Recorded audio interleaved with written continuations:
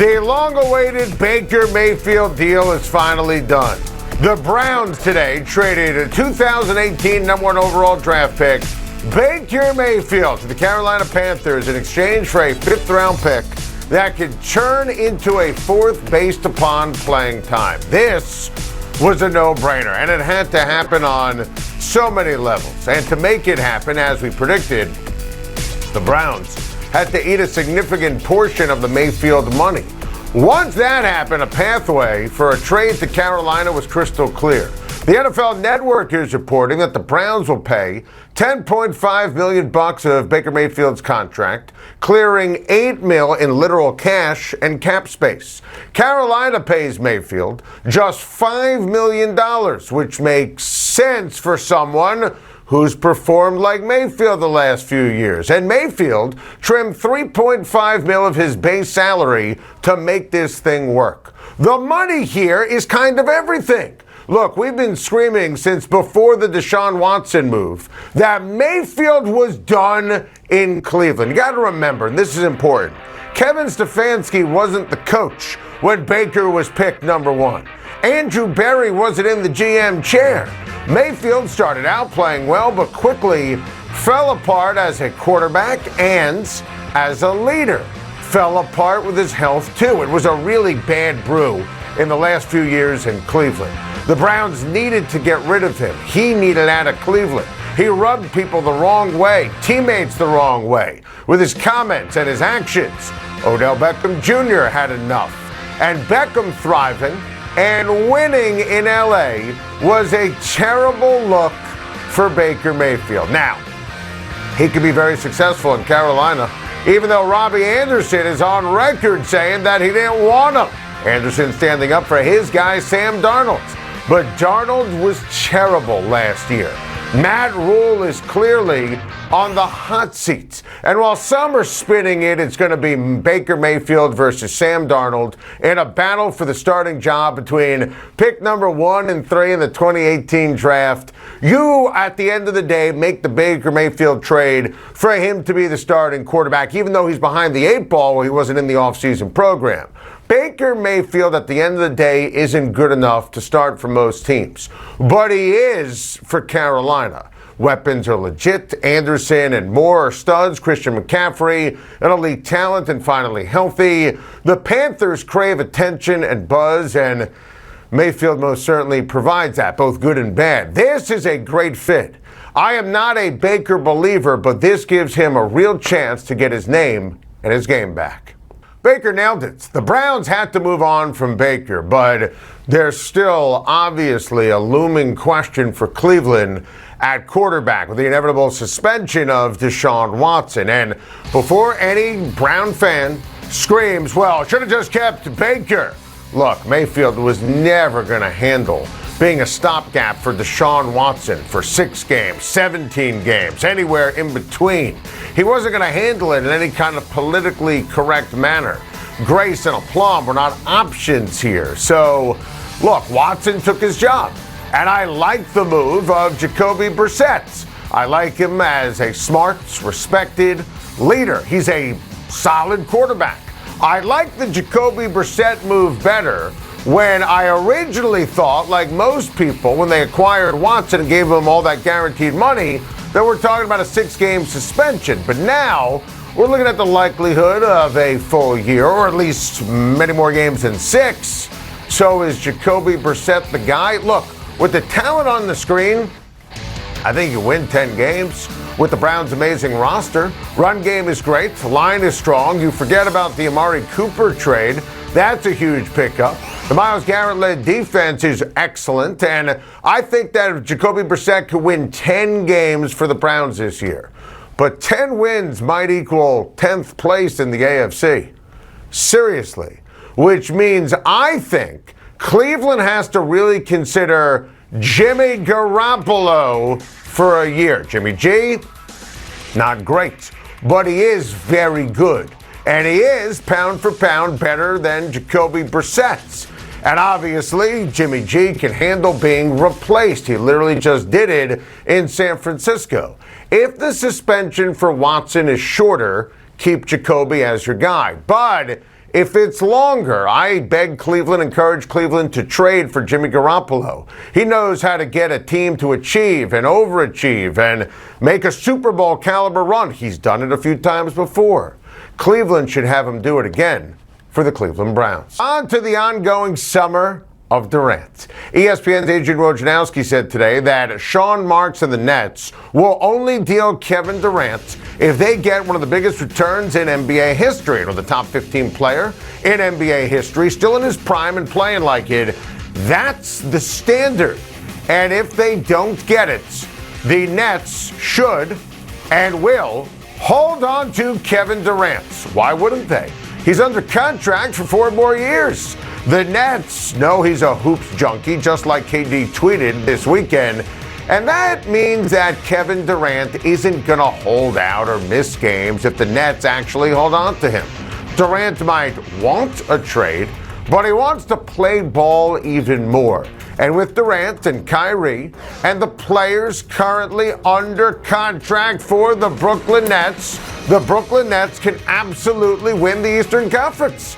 With Kevin Durant, they can win an NBA title because he's Kevin Durant.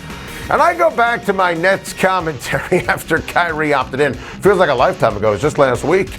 If you have Kyrie Irving focused and motivated for a year, and he actually shows up for work, it's gold. Of course, that's a big if, which is why the Nets smartly are not going to give Kyrie a long-term deal in the first place. Holding on to KD is absolutely an option. Who cares if he's mad as long as he plays ball? So when Woj says a legendary return, what does that mean? Well, because the Nets have Ben Simmons, it means they cannot trade him for the likes of Bam Adebayo or Devin Booker due to having already one player with Simmons via the rookie exception. So take those names for the moment out.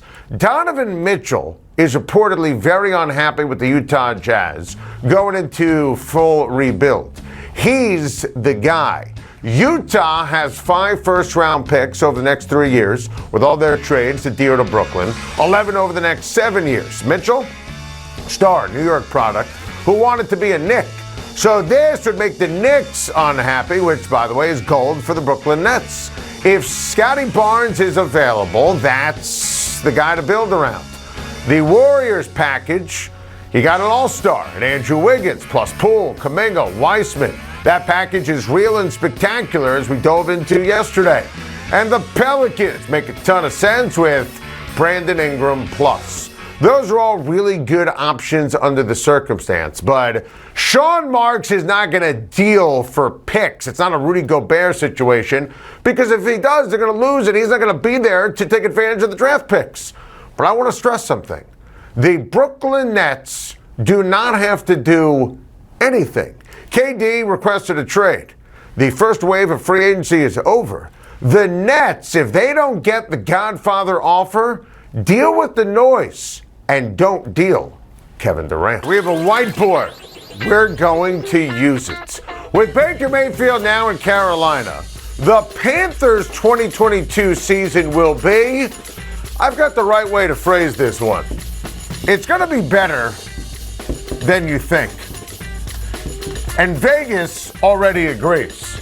The Carolina Panthers over-under in terms of win total was 5.5. Now it's up to 6.5. Baker Mayfield is the starting quarterback. And Baker is going to have a chip and something to prove. Christian McCaffrey, to me, is the second best running back in the NFL behind Derrick Henry. Robbie Anderson, DJ Moore, these cats are studs. And I think this offense is going to be good. I think this defense could be really good to great. Remember, J.C. Horn is back, and that's kind of a big deal. And he was en route to having a tremendous rookie season before he got hurt, and he's now 100% healthy, and I think he's going to have a monster second season. And then you look at the schedule. What you have highlighted wins.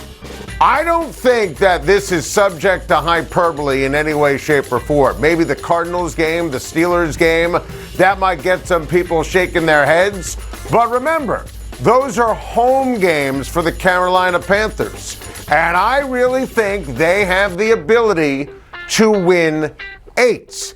And I would be bold and say 9 or 10 if it wasn't for this guy. Look, I thought Matt Rule was going to be dynamite. He is anything but. Matt Rule has botched everything in his few years in Carolina as the head coach, starting with the quarterback position. So who knows how he's going to foul it up this time, but chances are he's not the kind of coach who gives you those extra few wins on a schedule. That's what you're going to need to beat out the likes of the Dallas Cowboys or the Arizona Cardinals or the Minnesota Vikings for that final playoff spot. Obviously, the division with the Saints and the Buccaneers is going to be tough. So I am going to roll with 8s for Carolina, which is better than Vegas. It gives them with 6.5. And don't be surprised when the Panthers are contenders all season long. Seriously. How about this gem from the NFL schedule makers? Browns versus the Panthers. The Week 1 matchup on CBS will be, delicious. Absolutely delicious. I am so fired up for the Baker Mayfield revenge game. How great is this, Week 1? Week 1. And I'm ready for the game. I'm ready for Baker's antics. I'm ready to see him plant the flag in the middle of the field. I'm ready for his post-game news conference. And by the way, I already went online and made sure that I picked the Carolina Panthers to win. And I know that the roster is better for the Cleveland Browns.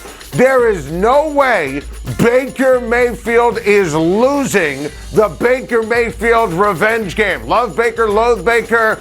Oh, this is going to be delicious, and I can't wait for it on the NFL on CBS. Staying in the NFL, Aaron Rodgers joined the critically acclaimed Pat McAfee show on SiriusXM on Mad Dog Sports Radio today. Said Green Bay's offense could have some growing pains in training camp. So Rodgers and the Packers' offense will be, stay with me on this, it's going to be sluggish, to start. Sluggish to start. Change is change. Not to go all yogi on you, but this is kind of a big deal. Nathaniel Hackett and Luke Getsy, we're talking about the offensive coordinator and the quarterback coach. And Devontae Adams is the best receiver in the NFL. Oh, by the way, they lost MVS too. So obviously that's a big deal, especially when this is the current group of wide receivers. So sure, Matt LaFleur, offensive guru, don't want to minimize that. And obviously Rodgers is still Rodgers. So I think at the start of camp, it's going to be slow. It's going to be a learning curve. I could even see the first game or two being a bit of a quagmire in terms of being sluggish. I could also see a reliance on the run game. I think A.J. Dillon is going to go over 1,000 yards on the ground, 803 last year. That means they're going to run the ball more. Aaron Rodgers, some more play action. Rodgers, look, I say sluggish to start. I still think Aaron Rodgers is Aaron Rodgers. And that means when he ultimately takes Green Bay to a gaudy record, he's going to be in the conversation and the front runner and the pick to be the MVP. Win his 3rd straight, 5th overall. History for our guy Aaron Rodgers. But you can't lose Adams and MVS. And again, Rodgers to Adams was the best combination in the league over the last few years. And you can't lose the offensive coordinator and the quarterback coach, and it's all fine. That's not how it works. Defense is really good. It'll be great. Don't misinterpret, but sluggish to start. To the NBA, number 2 overall pick, Chet Holmgren's Summer League debut last night was, and I know, Summer League is Summer League, but that was mesmerizing. Just like my handwriting, mesmerizing. Because Chet Holmgren is a freak. He's a unicorn. Block, behind the back, ridiculous pass. This cat is crazy. I mean, it's amazing. By the way, he also hit 4 threes. He's dunking left and right. Had over 20 points. This guy is a unicorn. He's one of one. Now, Kevin Knox with the Knicks once put up big-time numbers in Summer League. So you're playing rookies. You're playing young players. You're playing against G-leaguers, has-beens, never will-be's. So there is perspective here. But look, This is why he was the number 2 overall pick. I'm still big picture worried about a 7-footer who weighs 190 pounds, but you saw the talent at Gonzaga, and that last night, oh baby, was mesmerizing. Thank you for watching. Please like and subscribe, and don't forget to hit the bell for more videos.